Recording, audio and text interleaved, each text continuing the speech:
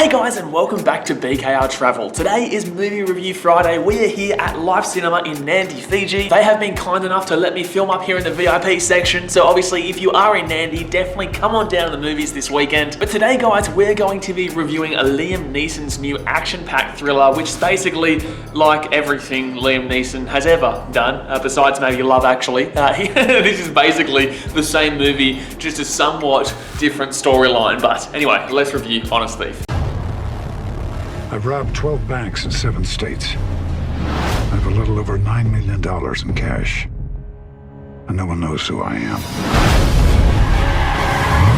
The plot of this movie basically surrounds a man who came back from the war, is a war veteran, and robbed banks. He robbed about $9 million worth of money from basically small town banks across different states in America. However, he meets a woman that he wants to be with for the rest of his life. He fell in love with a woman and he wants to come clean. He wants to admit his wrongdoings and he wants to come forward to the FBI and say, hey, look, it's me. I am the in and out bandit, as they say. Knowing that by coming clean, he was hoping to get a reduced sentence so that he could come out, be honest, and obviously live the rest of his life with the woman that he loved. The problem arises when the 2 FBI agents that he does come into contact with are corrupt. Yes, they try and take the money for themselves and throw him under the bus in the meantime. So basically the movie is all about him trying to clear his name from not only all the robberies and well, admittedly, he's still always admitting to the robberies, but he wants to clear his name from the murder that arises and also things that happen throughout the movie. So it's all about getting back at these 2 cops that took away his second chance. You know, you never take away a man's second chance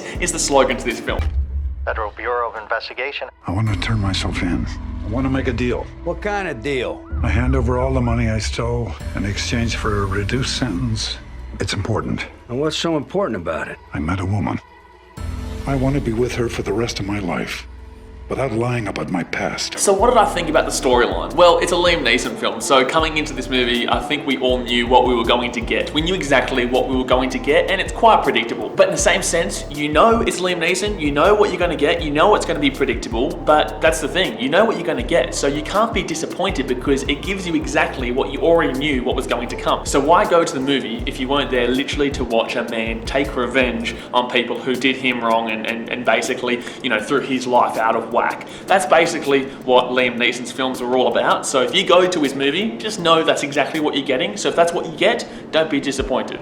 Specifically in regards to the storyline, I don't think it did enough to actually specifically connect with the characters to actually make you feel an unbelievable amount of emotion for what you were watching. However, it did enough to make you hate the antagonists, and obviously you did want to see the protagonist survive and get the revenge in the end. And I do think that the reason why you can't connect is because the whole time the movie is giving you something else. There's no real, I wouldn't really say there's fillers, like everything that's in the movie is directed towards the plot, like it's always something that is actually relevant. A lot of movies like this, you kind of have fillers that they have so much action that they need to put something in to space out the time and give you time to sit back and realize what's going on in the movie. So the only problem for me is probably the connection. However, I do understand why there wasn't really too much of a connection. Special Agent Hall, this is Special Agent Evans. Where's the money?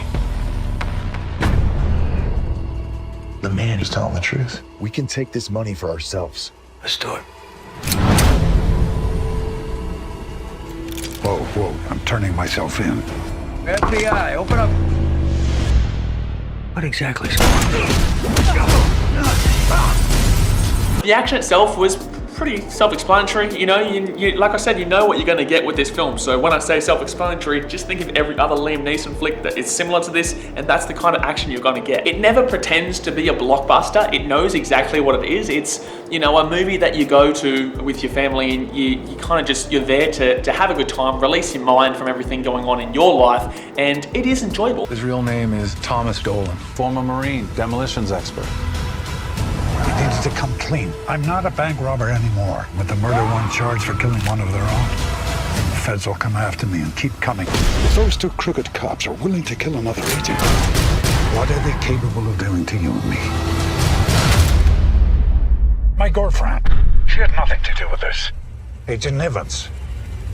I'm coming for you. Acting wise, I'm not going to speak about Liam Neeson because it's Liam Neeson, but everyone else pretty much does their part too. For the first part, I really didn't understand one of the small little storylines involving the cop with the dog, and you'll understand that when you watch it. I thought that at first it just was a bit strange, and I still don't really get it, to be honest with you. There's an actor in the film who plays a pretty predominant part. He is the good cop because situations arise and he becomes the main good cop. I actually grew to his role. I thought that he actually did a really good supporting cast acting role, considering, you know, the fact that he had situations in his personal life that were involved, but it didn't really make sense. Like his character off the main part of being a good cop didn't really make too much sense behind the scenes with the dog and stuff like that. I guess it brought in a little bit of comedy at times, but it didn't really make too much sense to me. The two bad cops were fantastic. The bad cop, like the main bad guy, he was unbelievable in the sense that you actually just really didn't like him, and he played a bad cop who just didn't really care about anyone but himself and only himself. He played that really well to a part where you just do not like this guy, and that's exactly what you need to happen. And then the second cop, played by Anthony Ramos, was fantastic too because he really gave you an emotional performance in the sense of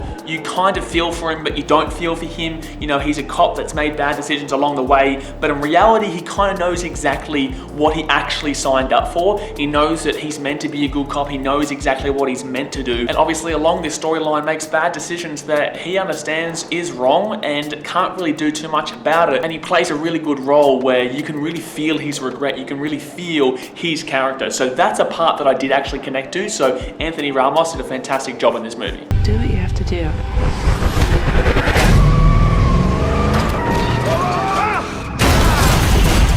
Knowing how to blow stuff up, that's pretty cool.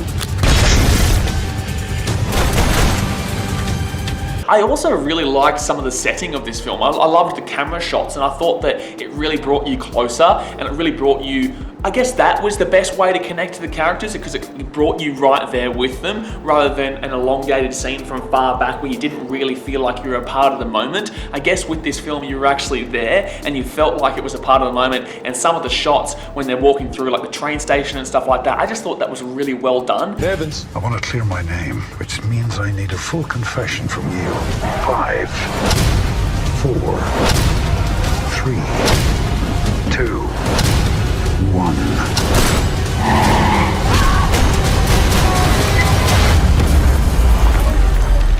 Ready to confess? Now, every film review, every week, we do have an overall meaning, like a takeaway from the film, so that we have something that we actually learned from the film. For me, I took away decision making and decisions. I think this movie is all about making the correct decision in the pressure cooker moment. Life is all about decisions, and if you make the wrong decision, you will pay. It will cost you. If you make the wrong decision, it will send you down potentially a path that you never, ever wanted to go down. You could be set down a path that completely tests your character and really shows who you are as a person. And I think this movie shows you decision making, regret, and why you need to make the right decision and you can't just rush into an opportunity. But anyway guys, let's get into BKR's review. What are we going to be giving? Honestly, I'm going to be giving it a 3 star. I don't think this is a 4 or 5 star. I think this gets its job done. I think it's definitely a light action-packed thriller, and this is definitely not a bad movie. I did enjoy it. I thought it was good, and I think it definitely did its job. So I think 3 star is very reasonable, and I think 3 star shows you